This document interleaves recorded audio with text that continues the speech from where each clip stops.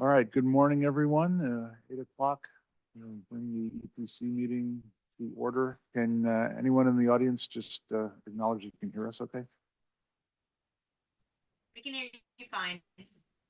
Fantastic. Thank you, Selena. All right, so do we have a note taker? Do we have a volunteer note taker? Just the very basics will do the trick. We can't see you though.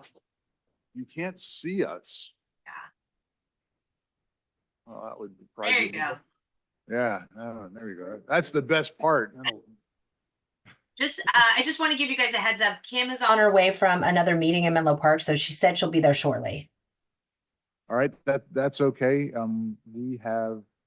was just going to announce that we're probably going to rearrange the order of things a little bit because the town manager will be here and probably won't be here till 8:30. So we're going to deal with the evacuation plan upon his arrival at 8:30. That's okay with everybody? Right. All right, so let's begin. Call to order and roll call. Dale, not present, and he told me he wouldn't be. Lynn, not present, and she told me she couldn't make it. Craig? Here. All right, Marianne? Great. I am here. Chris? Ray, not present, and told me he could not make it. Jerry, not present, told me he could not make it. Vic? Bud? Here. Randy? We do have a quorum. Quorum being present. We will begin business. Item number 3. Any oral communications from anyone on the committee? Anything not on the agenda? Any oral communications from anyone in the audience? All right, moving on. Item number 4. Review and approval of the minutes of our last meeting. They were attached. You have a second? Second, all right. Any discussion, amendments, debate? All in favor? Aye. Not abstain, okay. Very good. All right, item number 5 is a discussion of the evacuation plan. As I said, I think we're going to delay that so that both the fire marshal and the town manager can be here for that. We expect that to happen around 8:30. I would suggest maybe we go on to the, Selena, if you're ready, could you give the CERT fire department and ready tape? Yep. Thank you. Good morning. So quickly for CERT, we recently, Mark Dolan and myself went and set up an MOU with Woodside School to allow CERT the use of their Wildcats room as an incident command post, as well as parking lot for the staging of CERT. So, which is great. So they also are on board for using our radio system as well. And which school was that? I'm sorry. Woodside School District. So Woodside School in Woodside. As well, we're continuing to move forward with ensuring that all the schools within the district are on the district radio system. We also need to reach out to Woodland and Ladera and just make sure that they're getting on board with what we're having Portola Valley, Priory, and Woodside doing, so we can get everybody on the same page. As well, we have our third trailer. We just recently received a drawing, which serves basically as a scope of work contract between CERT and ProPack, which is who we're purchasing the trailer from. The major additions we're adding to it, it's going to look and be set up just like the one in Portola Valley, but we've added some things, such as a tongue box for storing a generator and fuel canisters. We're adding a roof ladder rack for optional antennas. And then we are adding a 14-foot electrical awning, so we can have some cover there without having to set up the tents. And then the last thing that they're adding to it is a stabilizer jack at the back, which is going to be really useful for us. So we're still moving forward with that, just making sure we're going to get exactly what we ordered with ProPack. I did want to mention that during our work days, we are finding it sometimes difficult to work in the trailer where it's parked. So I wanted to approach the EPC about helping to facilitate either moving the parking spots, so either asking the town if it's possible to repaint the handicap spot to be moved over to one space, or switching the trailer with where the town van is currently. If if we don't reserve any spots around the trailer, then we get blocked out on the one side, and so it just makes sense with the cabinet being right there on that building for us to move the trailer over closer to it. So I'm just approaching you guys as committee if you guys think that's suitable, and if you could assist with possibly asking the town if that's something that can be done. I'm happy to have that conversation with the town manager and our liaison. It's here Great. today. Hello. I'm not 100% sure though that I know what you want. Can you even just send me a hand sketch that I can? Yeah. Yeah, perfect. No Is problem. there any other comment from the committee before we go ahead and do that? It seems like accommodating that is an easy thing. Yeah. Okay, Great. And then the last One, thing. one question, excuse me, one question. Is it a chance to add these other items like the electric awning and so forth to this trailer that you're putting into the Woodside trailer? Well, this trailer that we're getting built out is being purchased through a grant, so that's where the funding is to get that trailer, and it's already been determined that that's what we're spending that money on, is this third trailer. I'm sure we are also building up the PV trailer to have additional items as well, so we can, have antennas on the top and mount other items. So ideally, we do want all three trailers to look exactly the same as much as possible. So I'm sure once we get this trailer, if we go, yeah, this is exactly what we want, we'll probably try to add those to the Portola Valley trailer. Okay, thank you. And then last on the CERT side, we have had a few strategic planning meetings. And these meetings are basically being held to identify the CERT capabilities and resources to ultimately hold meetings with the towns and Woodside Fire in order to determine what their expectations and their needs are for CERT. So we're really quickly moving forward in this. And so we're trying to get all our ducks in a row per se, so that when we ask the towns and the fire district what they want, we're able to tell them, yes, we can do that. Or we have a goal of how we can build our program up to the point that we're useful. On the ready side, quickly, we've just begun rostering members for the committee so that they can have voting power. And we've had some pretty good responses from the people we've asked to be on the committee, which is great. As well, I've started working with Old La Honda, the community up in that area. They started to reinvigorate their emergency preparedness efforts. So I'm going to go meet with their people up there to talk to them about what to do on both sides, whether it's on the ready side and the CERT side, how they can really start getting re-engaged in the community. As well, we are working on a Go Bag basic kit, which is going to be added to the WPV Ready store. So right now we only have the radios and the first aid kits, but we wanted to add a Go Bag basic kit, which allow people like that base pack that they can add additional items to, and then we can brand it as a ready kit. And then the last thing I just have is that we're scheduling another When Disaster Strikes, Prepare, Act, Survive training. That was that day-and-a-half training we had earlier this year. We're scheduling another one for August. They just updated their curriculum. So I won't push out the information now. I'll probably push it out in June for people to sign up. But it will be in August, I think, towards the end of the month. And that's all I have. That's great. Is that the course that I think the Texas A&M or some university in Texas is offering? Yes. Yes. That was a Yeah. good course. Thank you. And I also thank you for the discussion with us and Woodside on how and what to integrate CERT, what to do, what to offer. And that dovetails perfectly with a conversation I've started having with the town manager here in Portola Valley.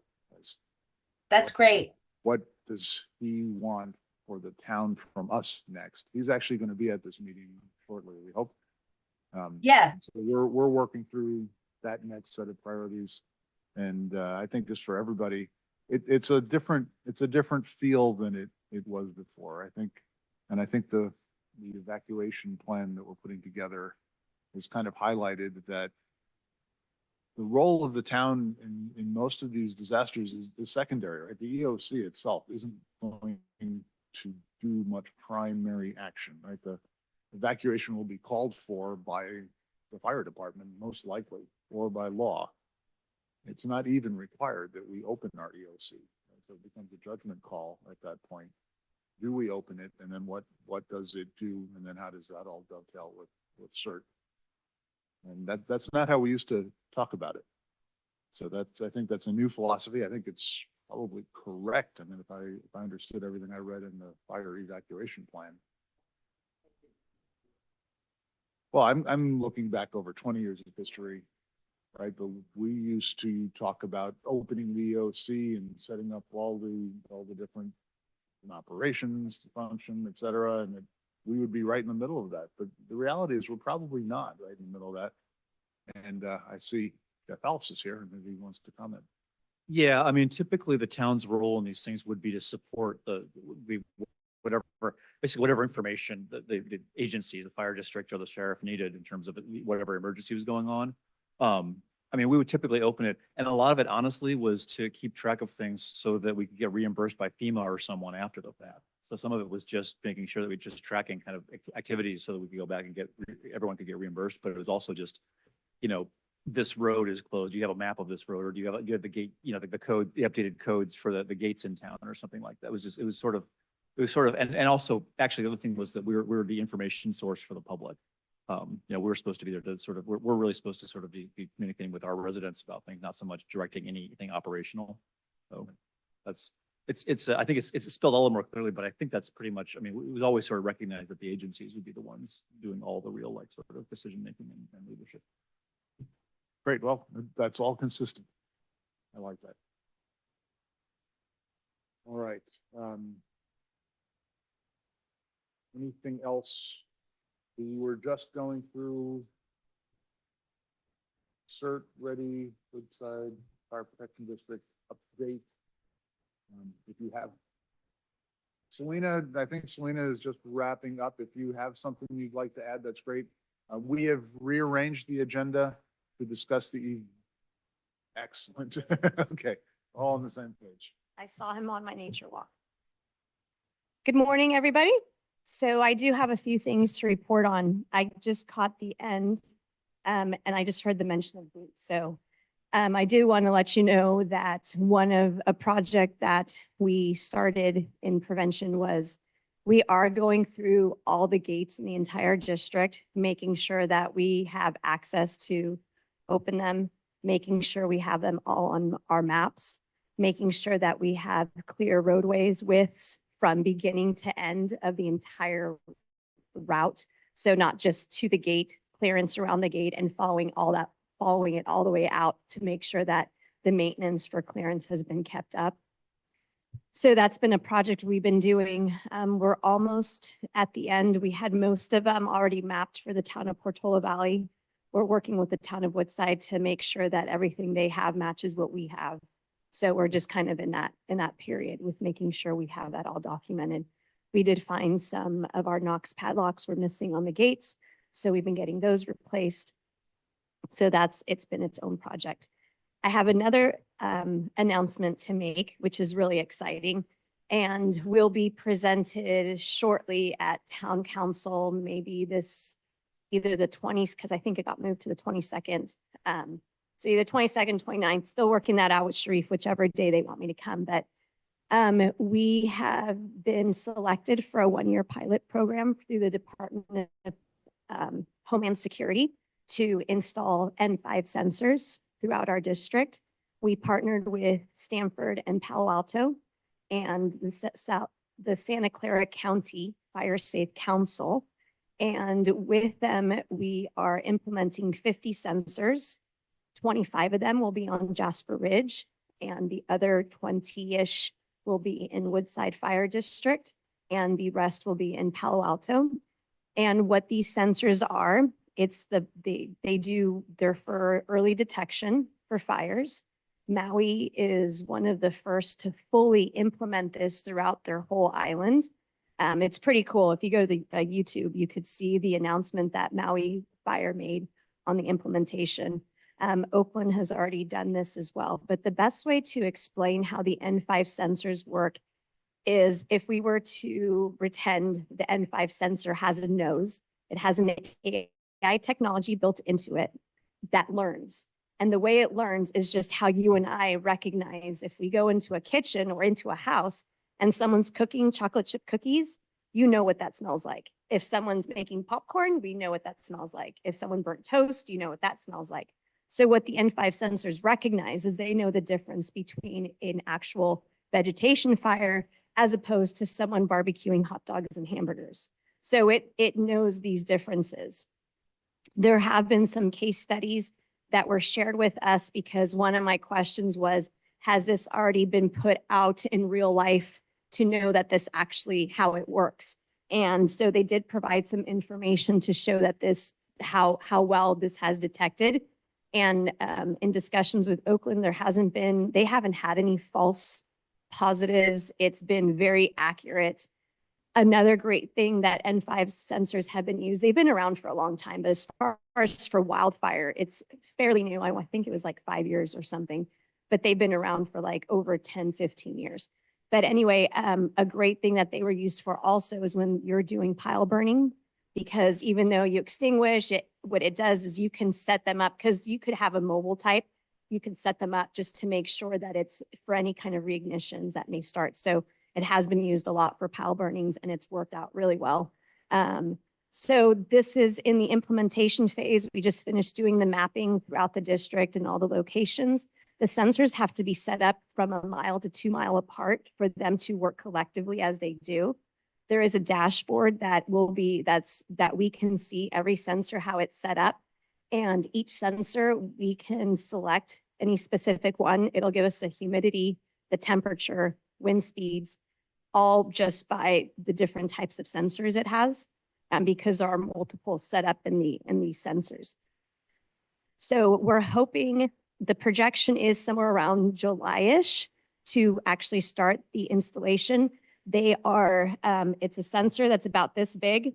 They're powered with the solar panel that's attached to it, has a backup battery. The way it communicates is through Wi-Fi, or like the cell towers. If there's no cell towers, then it goes to satellites. So that's its means of communication. Because it's a 1-year pilot program, we'll be overseeing notifications between myself and the BCs on duty, and we'll see how it goes. So just wanted to let you all know that's something new and exciting. We're one of 8 in the nation selected for this pilot program. So it's pretty cool that Woodside's going to be one of these front runners in this new innovative technology coming.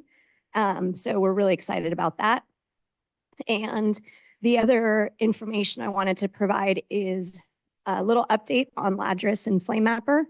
Most people are familiar with Flame Mapper and some of the data collection that they did originally. What they were contracted for was to create the fire hazard severity zone maps, but because their way of not being able to replicate CAL FIRE's methodology and all that got pushed aside, but we are using them for other sources.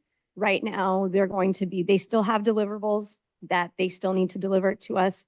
The person who was a head runner on this, he actually passed away recently, and they've been scrambling, trying to access information. So they're delayed on getting those deliverables. But one of the new projects that we've been working on is doing a traffic study for the whole district, encompassing how traffic flows come in from 280, 92, and Skyline from both sides of the district. And with that, being able to implement the fire modeling to see how those fire flow paths, when they come in, how it's going to affect evacuation routes. So all of these overlaying on each other will give us a good indication of different times of the day, because of the traffic studies and how things look, how it's going to affect our evacuation routes. So that's a project we have going. Once we're done, it's a report that I can't wait to share with all the residents so that everyone has an understanding of what that looks like. and it'll provide us a good idea of what we want to use for evacuation routes or secondary evacuation routes, depending on where these where fires will be during an event and how we evacuate people. So that's going to be a great source of information. And let's see, I think that's it for as far as prevention goes. Fuel mitigation, quick update. The grant that we had to do the evacuation route up at Skyline, that project has now been completed. They did 50 miles, 25 on each side from Pageville and Skyline all the way to 92. That's been cleared. If anybody ever drives up there, you'll be able to see how it's been looking. Now they're going back through, the grant expired in March of next year, so they finished way ahead of the schedule. But so now they're using the time to just do maintenance up there. So that was pretty cool that grant, how it worked out for them. Chipping season starts next week. I believe Los Trancos is up first on that list. So that's going to be happening soon. So let the residents know. And the last piece of information is on Tuesday, we did adopt the fuel mitigation ordinance number 2401. So that's now been adopted. And if there's questions on that, I'm happy to answer them. And as far as from the fire chief, he really had nothing new to report. So everything is same as business as usual. And that's all I have to report on those items. Thank you. Yes. You can turn Yes. your microphone on.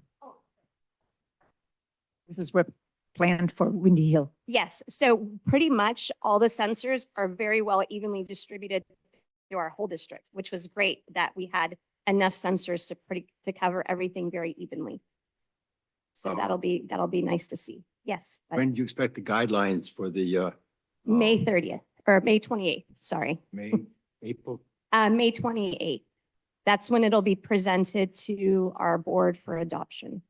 Will it be available to the public beforehand? Yeah, it'll be available to the public before. Right now, I haven't met with Wildfire Preparedness Committee or Conservation. So once I meet with each of them and they provide their comments and feedback, I'll take that all in, complete the drafting, and then we'll put it out to the public.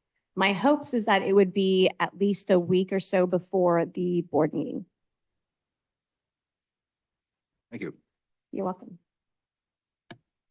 Any other comments or questions? See any hand raising on Zoom? Anyone else? Thank you very much. Thank you. When Sharif gets here and the town manager gets here, we'll discuss the evacuation plan. Great. All right. I also just want to make everyone aware that at least two of us need to leave right on time. So if we don't get to something, we'll just have to table it till next week.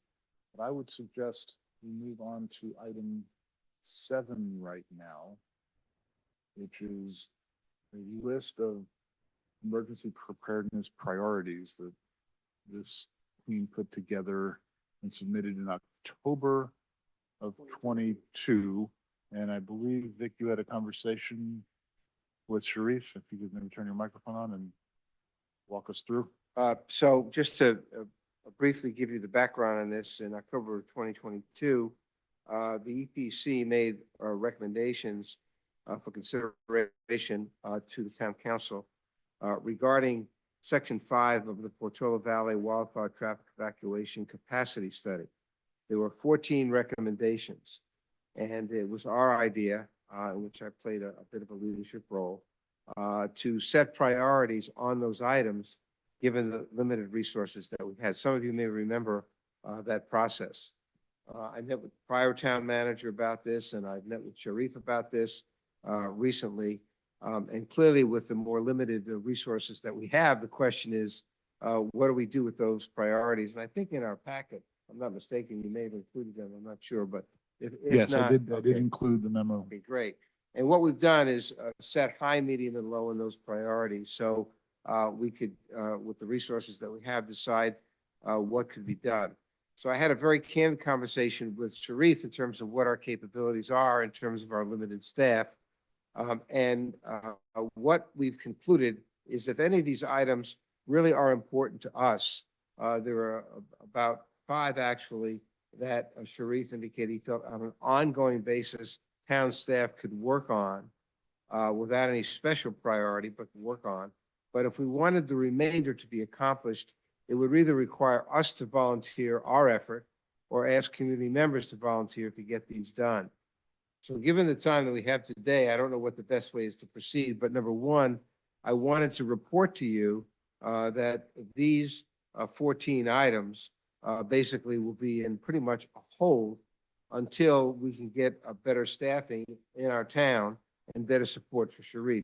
By the way, I want to emphasize that his understanding and commitment to the importance of these items for fire safety within our town is a very high priority. Without question, he would like to be doing more and have his staff doing more. So it's a question of what time is available. And in our conversation, it became quite apparent, outside of his own personal commitment, the staff was already so extended with budgetary pressures and the like, that this is going to have to be put on basically on a hold in terms of most of these efforts. So my report to you is that if any of you have an interest or you wish to proceed otherwise in working on these items, I'm happy to talk with you offline about what was contemplated here. A lot of effort went into this, not on my part, but in terms of the staff before, as well as our current effort. So we should keep this alive and as a baseline of focus. And as Sharif is able to rebuild his staff, we hope to reinvigorate the efforts in each of these areas. Otherwise, unless you advise in another way, it's going to be basically, we do it as we can. So that's kind of the report. If any of you have any questions, any of these particular items, I'm happy to comment on them, but for the sake of time, I'll leave it in that manner by way of a summary report. But there are some pretty important items on here. Could you maybe tell us what those top 5 that you guys agreed on? Yeah, the top 5 that we felt need to go forward are allocation of evacuation responsibilities. 1, 2, integrate our evacuation plans with Sequoia and schools and so forth. So we have an integrated approach there. 3, identifying crash emergency clearance crews. So in the event that there is any disruption of our roads, what resources do we have to implement that, both locally and otherwise? The next one was correcting roads, identifying and correcting road hazards, any leaning telephone poles or existing hazards that pose a more immediate threat. And the last item on the high priorities now that I'm talking about was making sure we implement it with our contractors and any employees in Portola Valley, that they understand our evacuation procedures so they commit to following those procedures as part of their contractual relationship with the town, and they understand what their obligations are. I see a question has been raised. Those are the 5 high priority items of the 14 that were there. In listening to your priorities, I felt that it was important just to make, and I didn't add it to my report. I figured maybe I'd wait on it, but May is Wildfire Preparedness Week, Day, Month. May is the month for it. And I just wanted to let you all know that something that I had plans, which I wanted to start in the planning phase now, because it would take about a year to get this all organized. And you're the perfect committee if you're willing to do so and support the fire district in this. Is historically, I've found out that we used to do this throughout the district on rotating, but something I'd like to bring back is an evacuation drill. And I'm looking to start working on that for the town of Portola Valley and launching that to happen in May of next year, where we actually go through what it looks like from our level, how you get notified. And I hope that this will increase the number of people who sign up for SMC Alert. And actually, I have spoken with the Department of Emergency Management to understand a lot of the systems in place and their recommendations on downloading the app, because the app works quicker than when we put it into Zone Haven. But so everyone can see, understand their zones, how zones will be evacuated. And I wanted to encompass all of that information to the end of doing a drill, having a location that will all meet, debrief, discuss how we did. And in order to get increased participation, one of my thoughts was, we can do a barbecue, have people, hot dogs, hamburgers, whatever, have some booths. I have vendors that I have met in the past conferences that are willing to also come on the day of the event on their home hardening products that they have. They're UL list, they're all the vendors that you would want to use products for home hardening. So I wanted to encompass that into it. So it's in its planning phase. I just started to formulate this, but I wanted to let you all know it would be great to have that support and assistance from the town committee as well, to make this work and make this happen. But that is something, and then it'll be on a rotation. So next year I'm looking to do town of Portola Valley. The following year would be town of Woodside, and the year after I was looking at the unincorporated areas, but I think the unincorporated areas, since they're within each of the towns, that they would just be lumped into those town evacuations. So I just wanted to make that announcement and let you all know. Thank you. That's just great. And I would put that evacuation exercise as a high priority for us as well too. And the key, of course, as you know, is getting good participation from the town. That is absolutely critical, and anything we can do to help you in that regard. Otherwise, it cannot be a success. But that is a terrific effort that we should support. With that, we will also get participation from the sheriff's CAL FIRE. So it'll be a really life event. Currently, El Granada on March 11th, they are doing a drill. They're evacuating 3 different zones. I will be attending that because I'd like to see how they're running it. But they're having sheriffs, CAL FIRE, Department of Emergency Management, Red Coast Side Fire. They're getting big. This is a huge event where they're getting participation from the higher levels who would be the ones running the event, and then working with the residents to get the participation. So they're launching this pretty largely. So I will be there to observe and understand how they're doing it so that I can take some of that for our use. But it's great. Everyone, sheriffs, CAL FIRE, they're willing to be part of this participation so we can make this as real as possible so that we can start practicing and understand what this looks like. That undoubtedly is literally going to save many lives and a lot of property. So I really applaud that effort. That is one of the most important things that we can do in a prevention. Thank you. Don't we normally have a program in the spring where we talk about wildfire preparedness, home hardening? We have all these vendors coming in here to explain about all those things that she's talking about too. Oh, no. Yeah. The picnic? Yeah. So, But this is a real exercise. but This is a whole other world. And this will be 5,000% greater than an academic discussion at the best of our picnics. So, but congratulations. I'm really saying Kim wasn't there for the picnic last year. So we need to get her involved in the picnic too, because we do something then about the vendors and so forth at that time. I think you guys are talking about the wildfire preparedness fair, which is different from the town picnic, and that they're not doing this year. So okay. Yeah, that was a big planning that took place in order to hold it. And I think what they're thinking of doing it is every other year. All right. Well, I share Vic's enthusiasm. I think this is fantastic. Thank you so much. And if it's all right with everyone, I'd like to move on. We have present all the people necessary for the next item on our agenda, which is a discussion of the evacuation plan. So we still have a quorum of the committee. We have Fire Marshal Giuliacci, is that correct? Yes.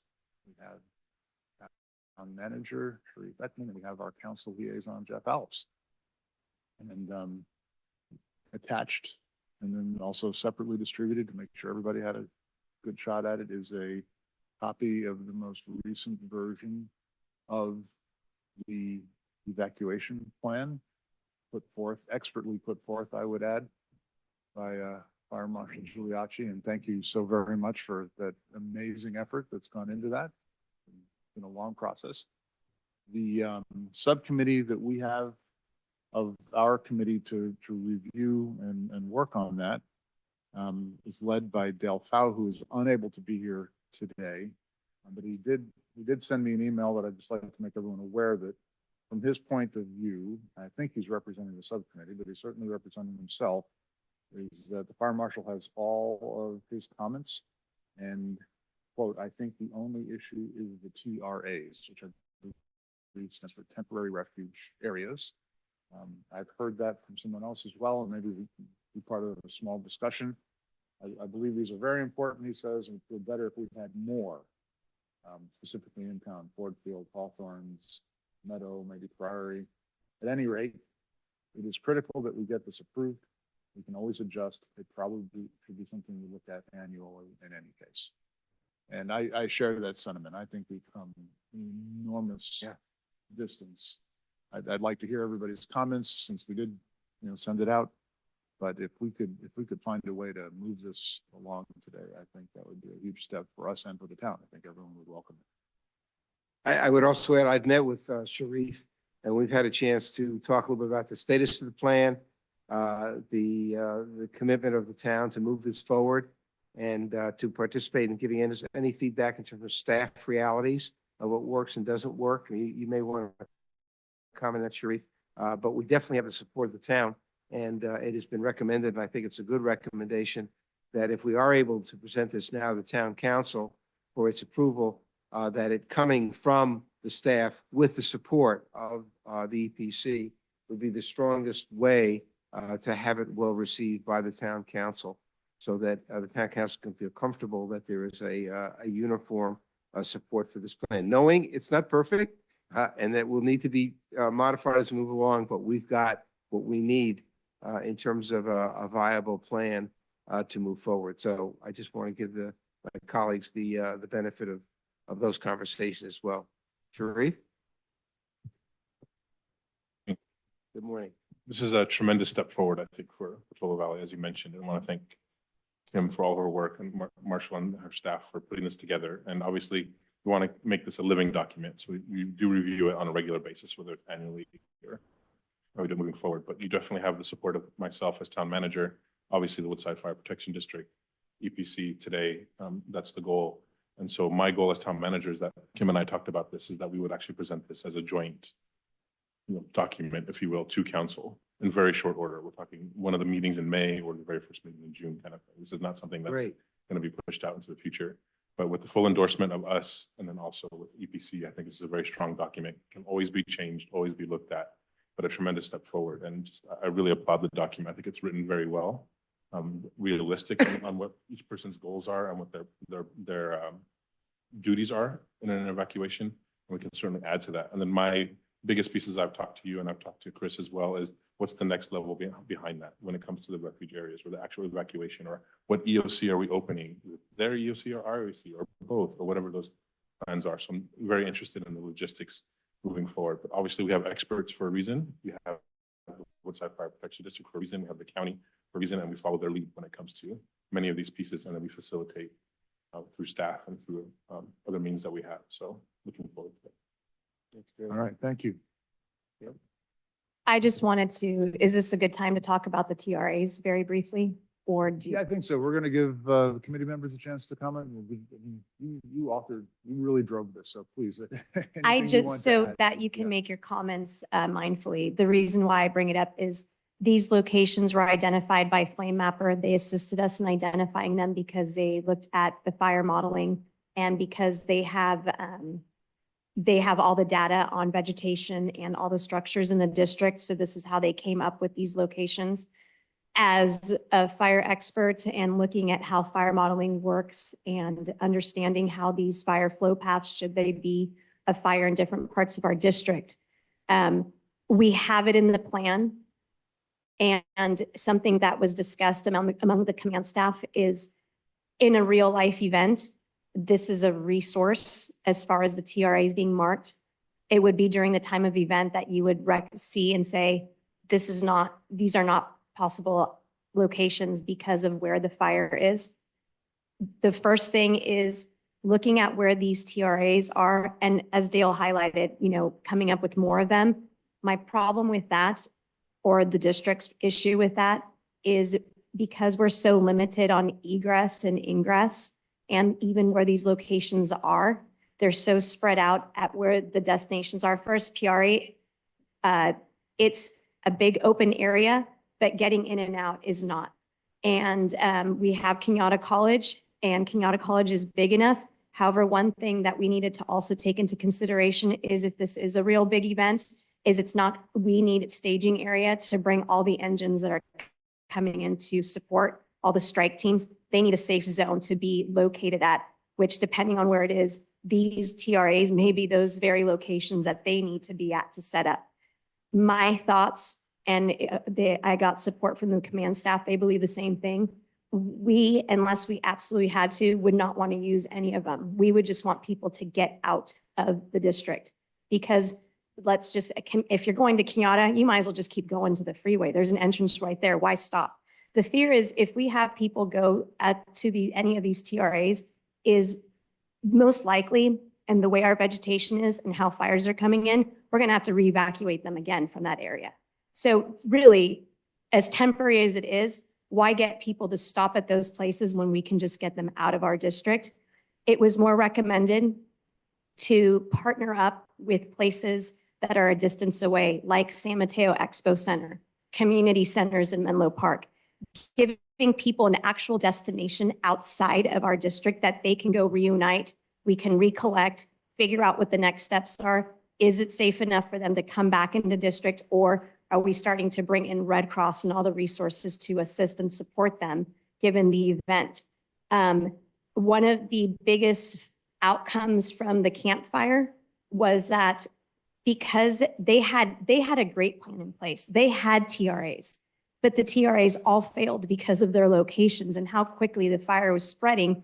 It wasn't ideal to send people there. So what happened was, because they didn't think of having places outside of Paradise, people were literally coming out of Paradise and stopping and thinking, oh, where do we go? What do we do? Because there was no direction. And that created a backlog of traffic, people trying to get out. We don't want that to happen because we're already limited. We just want to get cars going, but off to a location. So as a recommendation, that's what we would recommend. As a fire district on a real life event, we most likely would not be using these. It's good to identify in a plan, but it doesn't mean that's there as a resource. It's there for us to make that determination at that time saying, is this good or not? Nope, let's just get everybody out. We just need everybody out of this area. We don't even want them to stop. Do not stop, do not collect, keep going.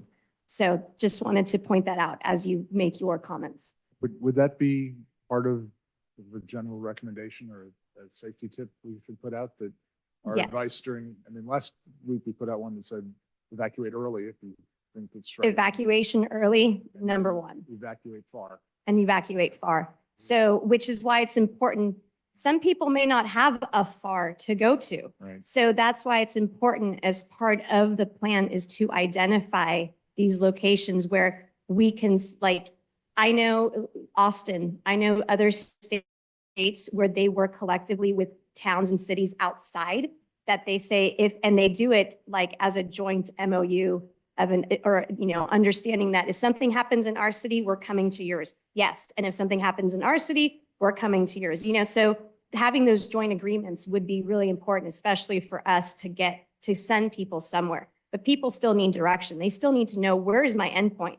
Some people may not know where else to go. Maybe they don't have family outside of this area. Maybe who knows, but and I think in those type of situations, giving them an endpoint where they can all be together, they can all support each other through this event and what's going on for them, because the way everyone's going to be feeling if this were to ever happen, there's nothing more that having your neighbors and your residents and people that are there sharing the experience together. And having that rally point outside of here is where I think they're going to get the most of, at least they know an endpoint. Right, no, that makes sense. All right, I'm going to be cognizant of time again, because I know a lot of people have things to do. But let's get some comments from committee members. I also see 2 hands up on the public. Okay. Thank you, Fire Marshal Kim, for all this work and taking the mantle of second revision of this document. In terms of our subcommittee, is it just me and Dale that's on the subcommittee now? Or That's correct. okay. I haven't reviewed the new plan in detail. I was waiting for the sort of latest version I didn't know if Dale's comments were going to be addressed. And they're still in here. Hearing that he just has the remaining issue being the TRA, I largely trust Dale's expertise, and I also do think it's going to be important to continue to revisit aspects of this document as questions come up. And I sent you a list of questions for the school evacuation meeting in November. I think some of those apply to Dale's questions here as well. So I assume it would be Dale that's just from a process perspective, on the first page, it would be signing for the EPC. I don't know even if there is a signature for the EPC. There's a spot for it. If there is, Yeah. it would either be Dale or me, I would guess. Yeah, so I mean, that makes sense to me. But I think our role is really to recommend or concur. Right.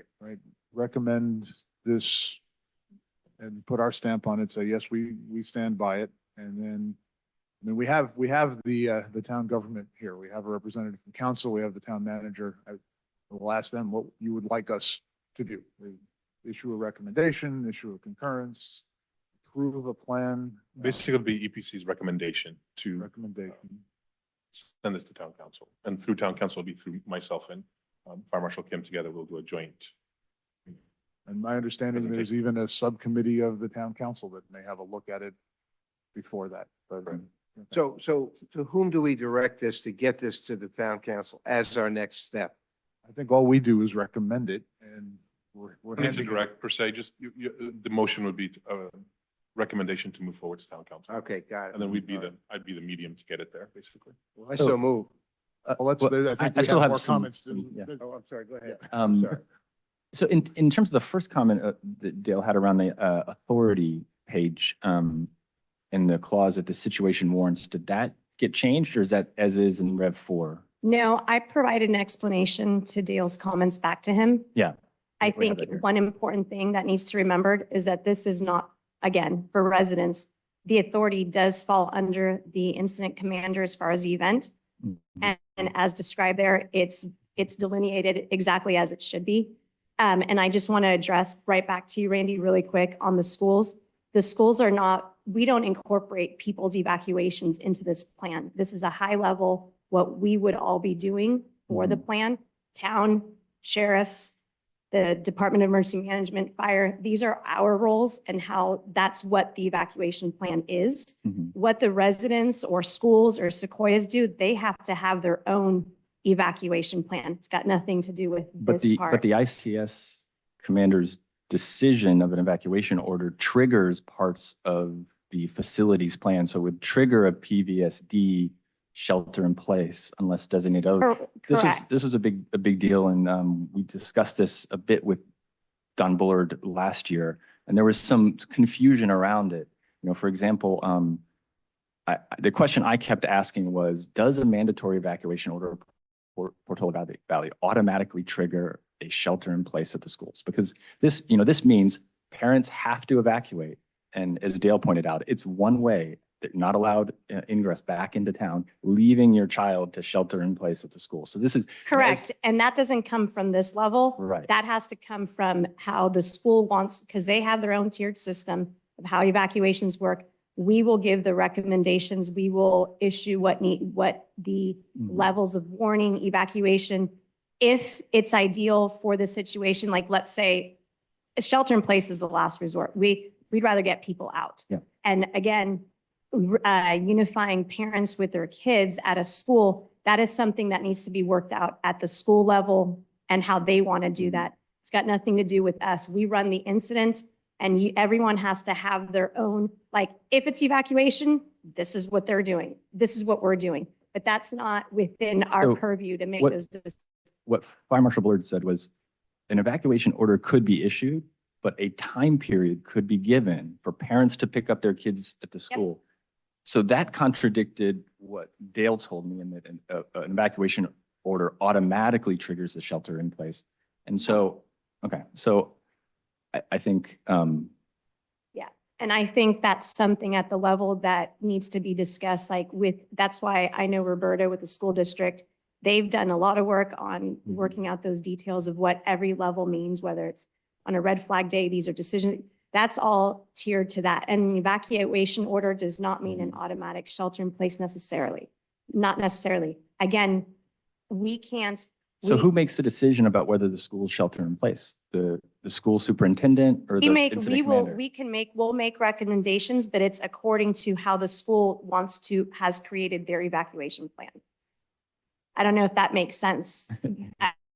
The school has to create their evacuation plan. They have to have that in place. According to the orders that we give, they have to have every level of what they're going to do. Now, if the fire is in that area, there's no time to evacuate. It's going to be, no, your school is has to shelter in place because they won't make it out safely. But those are things that we have to decide at the time when the events are going on. Now, if the fire was on the other side of the district, plenty of time, you have time to evacuate. But you have to have a plan set for every one of those levels and recommendations that fire does, but fire does not write the plan for you. I mean, things that's helpful, and I'll have to think about this further in case Yeah. I'm missing anything. But I from everything I've heard about this, and again, I've worked on this for quite a while now. I think there's still important clarity in the chain of command and this interaction between evacuation orders and school shelter in places. I see a gap. I would like it to be crystal clear what that chain of command is and then how that message is communicated, because it is, I still think one of the biggest risks in an urgent evacuation, if it happens during school hours, is parents trying to pick up their kids and not accepting the shelter in place. And that's still, I don't think it's been socialized or accepted to the level that. In a shelter in place situation, as far as, because I know as the parent, the first thing I want to do is go get my child. Sometimes that's more of an endangerment to both you and the child, right? So in those situations, one, structure protection would be started off right away with responding engines, because we know school's going to be sheltering in place, and the sheriffs would already be dispatched to start creating the roadblocks to not let anybody in.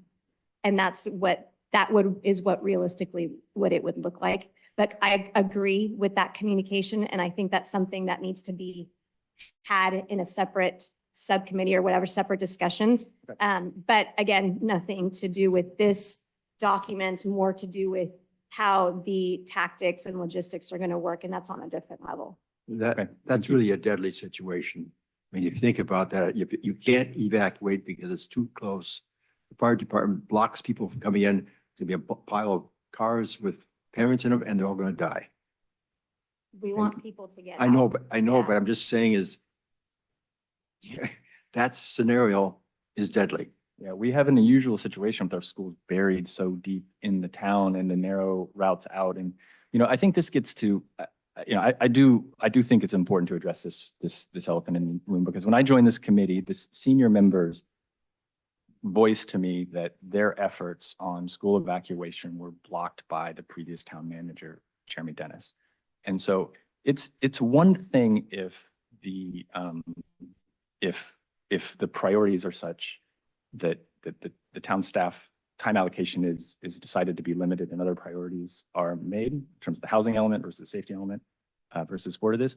But what we consistently saw, and the reason we're here a year later after we approved version 1.0, is that our efforts have been systematically, at least certainly my efforts, our subcommittee's efforts, were systematically blocked by Councilmember Taylor, by subcommittee, which you are part of, Councilmember Alves. So I want to put that on the table, and I know we're trying to get this passed. I support passing this, but it is also important to put on the table what's happened to lead us to this place where it's 2024 and we're trying to once again get serious attention from the town staff and from the town, from the majority of the town council to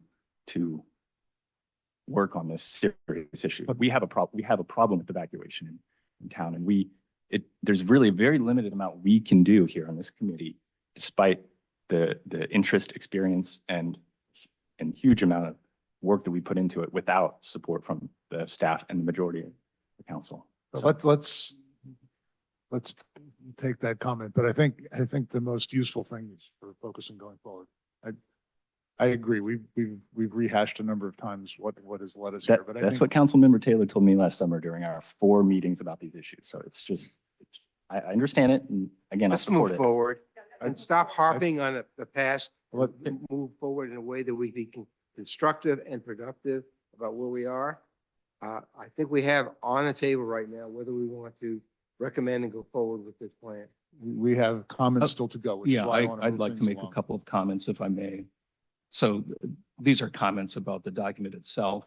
You can take them as recommendations or not. So specifically on page 5, the term trigger point is used, and nowhere in the document do I find that defined or used a second time. So again, just a comment, maybe you would like to identify what a trigger point is. It was not clear to me. And let me preface all of my comments with, I haven't taken a fine tooth comb to the document. The second comment I'd make is there are a few blank spots, for instance, in the emergency telephone numbers and contacts. I would think that perhaps it might be helpful to put a TBD in there just to indicate, yeah, we know that those are blanks and we will fill them in. Those are my only 2 comments this morning.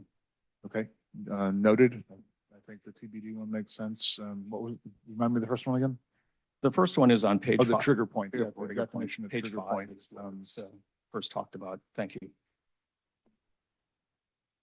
Kim, do you want to address that? Sorry. Yeah, it's up to you if you So want to there's address it or just- terminology that us on these higher levels, we know what these are, which is why it's not defined because we already know what trigger points are. We're trained, that's part of what our functions are.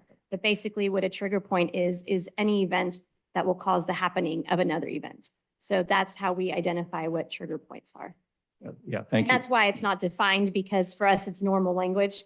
I know on a resident, you know, there's a lot of information that is clearly defined to us sheriffs because we deal with Yeah, the, I- right. And I think, but it is something definitely that can be identified and defined.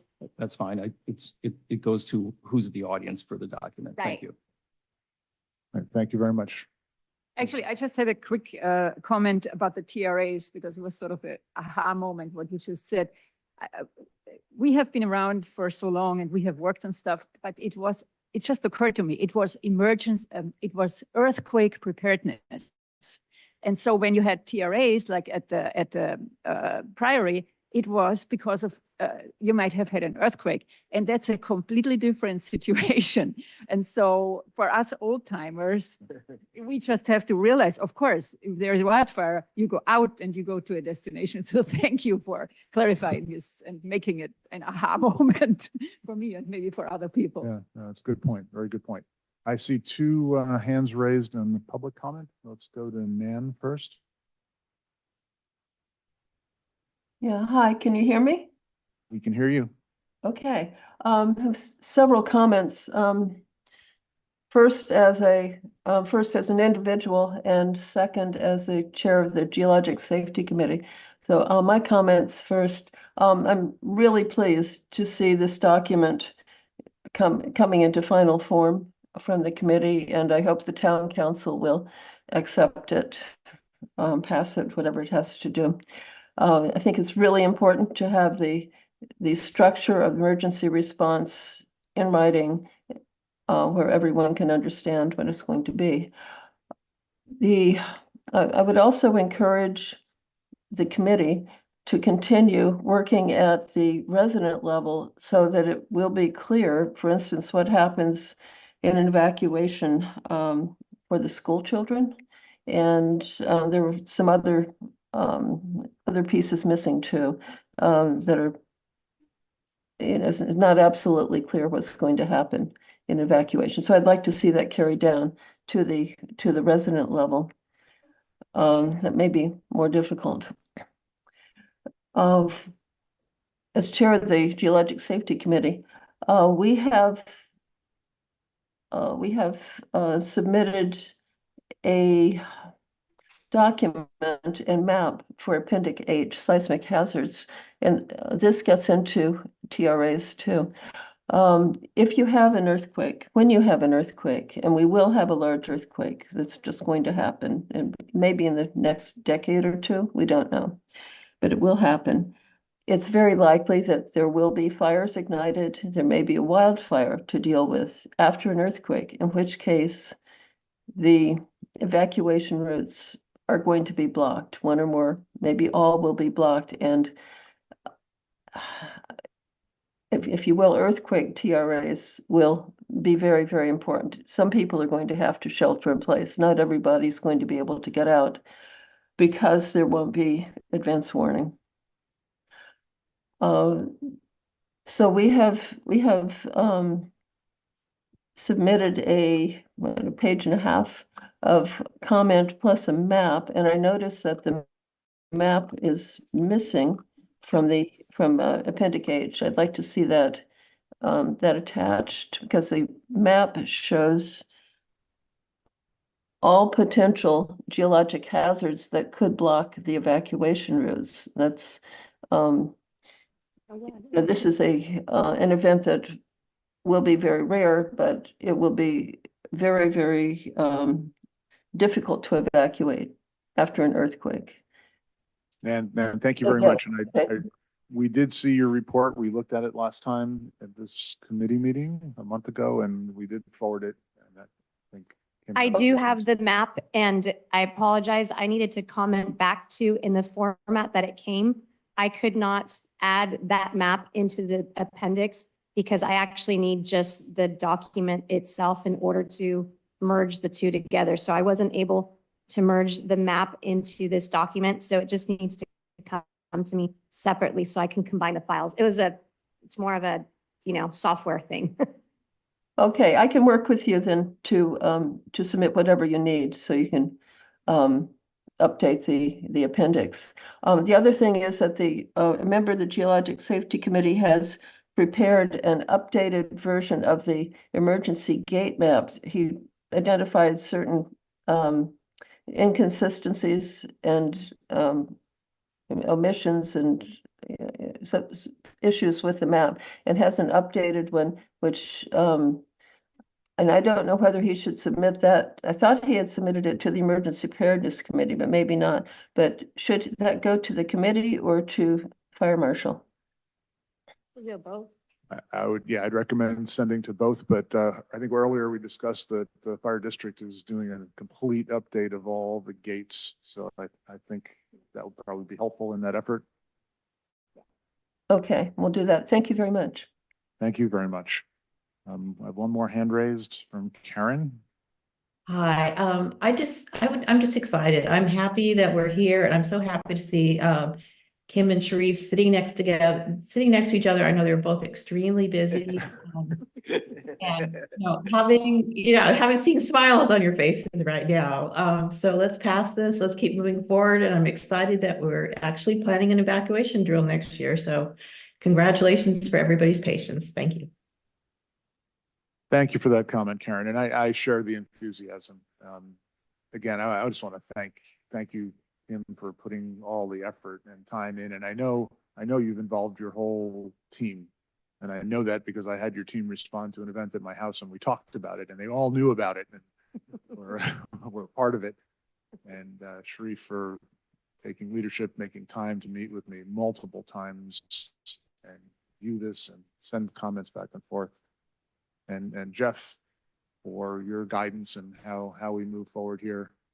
And everybody on the committee and the subcommittee that did all the work. And I do appreciate that it took a long time and it was a very difficult road. And I think it's appropriate to acknowledge how hard it was. But I also like the idea of looking forward and saying at this point, I think we have a document in front of us that is an excellent document. Is it perfect? It's probably not perfect. Wisdom is knowing that any plan becomes somewhat outdated as soon as the ink dries, but having a plan, having something in front of us, I think is a great benefit to the community. And I'd certainly like to see it get recommended.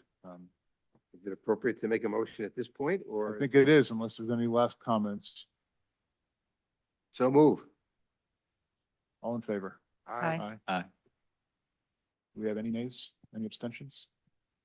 We unanimously pass a recommendation for this plan, and we'd like to see it go to the town council. And I'd like to thank everybody who worked so hard to get us to this point. Thank you so much. And thank you so much, Fire Marshal Kim, for all the work that you've done with your staff. We are following the Woodside Protection District's lead. Obviously, they're the ones that our lives are in their hands, right? And so as you mentioned, this document is 95% excellent. That last 5% with any document we'll continue to work on and look at. And so next steps is I will create a town council report, if you will. We'll provide a joint presentation, if you will, to council with the full support of EPC of this document moving forward. And as we mentioned, after now that we have this document approved, if you will, and hopefully ratified by council, it's then the now what? And that now what is more questions. I have 10, 20 questions after this. Now that we have this plan, what do I do? What really happens when I get the phone call? What do we do? All those different things we'll talk about in the EOC and the school children, all those pieces we'll start to sort out. So this is that, 30,000 foot level. We'll keep drilling down and moving forward. But make no mistake, we take the lead and the direction from Woodside Fire Protection, including myself as town manager, when it comes to communicating with the town in regards to evacuation moving forward. So That's great. That's the healthy process that should follow. What is your projection as to when you might be in a position to present this to the town council? in very short order, I would say within the next 3 council meetings. So whether it's, we're now in May, right? I think Right. we're May 2nd. So we have 2 meetings. We'd actually moved the May 8th meeting, which is next week, because of our zoning timing for discussion with zoning with council. So we have a May 22nd and a May 29th council meeting. So I fully expect one of those meetings, we could do that.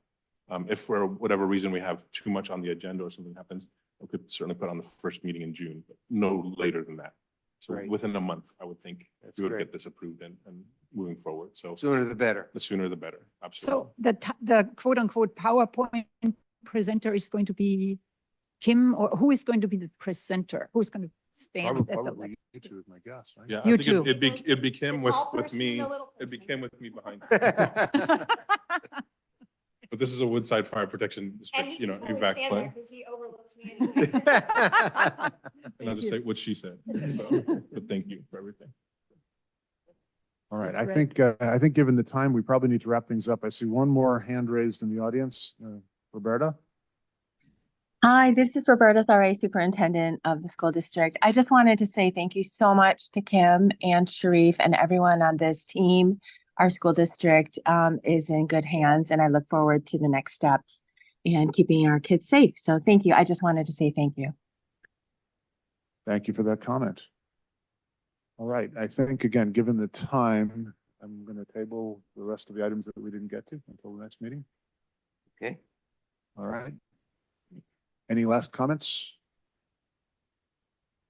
Adjourn? So move. Second, all in favor? Aye. Excellent. Thank you all very much.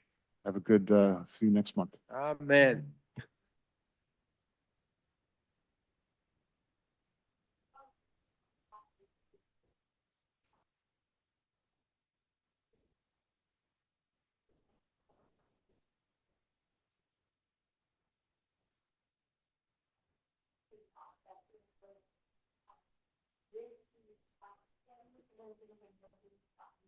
Mhm.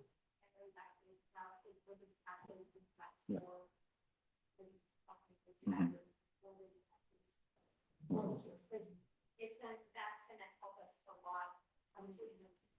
Yep. Yep. All this is important, and I was excited to hear Sharif's comments about this. We were poised to do all this last year and had plans to, we were just blocked. And so I'm glad we're moving forward now. We can, yeah, I think so too. I mean, this is